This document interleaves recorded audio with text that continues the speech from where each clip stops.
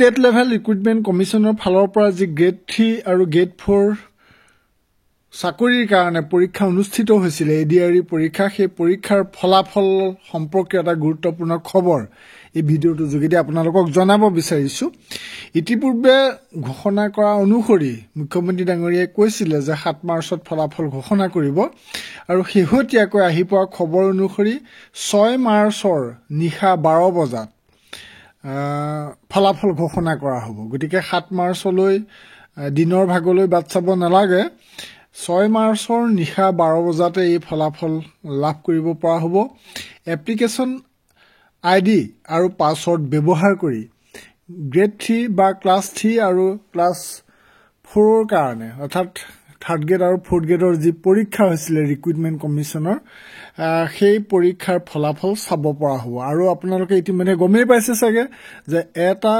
পোষ্টৰ বিপৰীতে দুজনকৈ প্ৰাৰ্থী উত্তীৰ্ণ কৰোৱা হ'ব যেহেতু এটা ৰিক্ৰুটমেণ্ট পৰীক্ষা ইয়াত চাকৰি যিমান আছে তাৰ দুগুণ সংখ্যক কেণ্ডিডেট প্ৰতিটো কেটেগৰীত নিৰ্বাচিত কৰিব আৰু পৰৱৰ্তী সময়ত সেইখিনি সাক্ষাৎকাৰ অনুষ্ঠিত কৰি ডকুমেণ্টছ ভেৰিফিকেশ্যন কৰিব আৰু ভেৰিফিকেশ্যনৰ অন্তত এখন ফাইনেল মেৰিট লিষ্ট ওলাব যিখন লিষ্টত চাকৰি যিমান আছে সিমান সংখ্যককে নিৰ্বাচিত কৰিব আৰু লগতে এটা গুৰুত্বপূৰ্ণ কথা হৈছে যে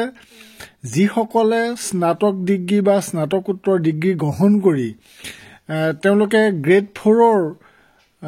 পৰীক্ষা দিছিল আৰু তেওঁলোক যদি নিৰ্বাচিতও হয় তেওঁলোকৰ বিৰুদ্ধে কিন্তু কঠোৰ ব্যৱস্থা গ্ৰহণ কৰিম বুলি মুখ্যমন্ত্ৰী ডাঙৰীয়াই ঘোষণা কৰিছে আৰু সেই সম্পৰ্কে অভিযোগ দিব পৰাকৈ এটা মোবাইল নম্বৰ মুকলি কৰি দিব গতিকে হেতখিনিও এটা খবৰ আছে গতিকে এইবাৰ গ্ৰেড 4ত নিকাভাৱে নিযুক্তি হ'ব অৰ্থাৎ স্নাতক বা স্নাতকোত্তৰ ডিগ্ৰীধাৰীসকলে গ্ৰেড 4 চাকৰি নাপাব আৰু যিসকলে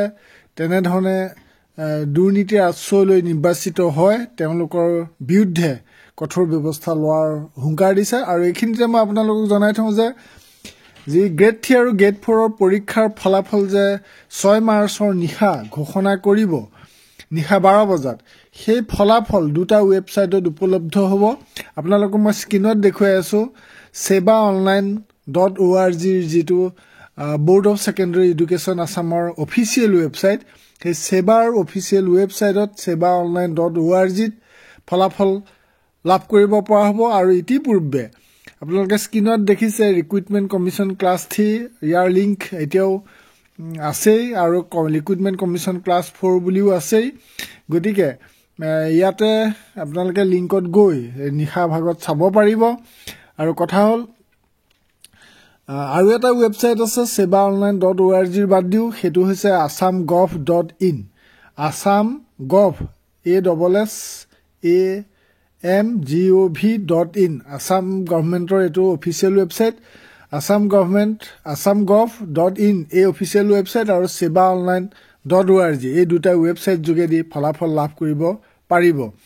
আৰু পৰৱৰ্তী সময়ত আমি এডিআৰই গ্ৰেড 3 আৰু গ্ৰেড 4 ৰ সম্পৰ্কে আৰু কিছু তথ্য দিম এই ভিডিঅ'টোত মূলত আপোনালোকক এইখিনি কথা কলো কিবা যদি আপোনালোকৰ মতামত আছে কমেন্ট সেকশনত লিখিব পৰৱৰ্তী ভিডিঅ'ত সেইখিনি উত্তৰ দিবলৈ চেষ্টা কৰিম আজিলৈ সামৰিছো ধন্যবাদ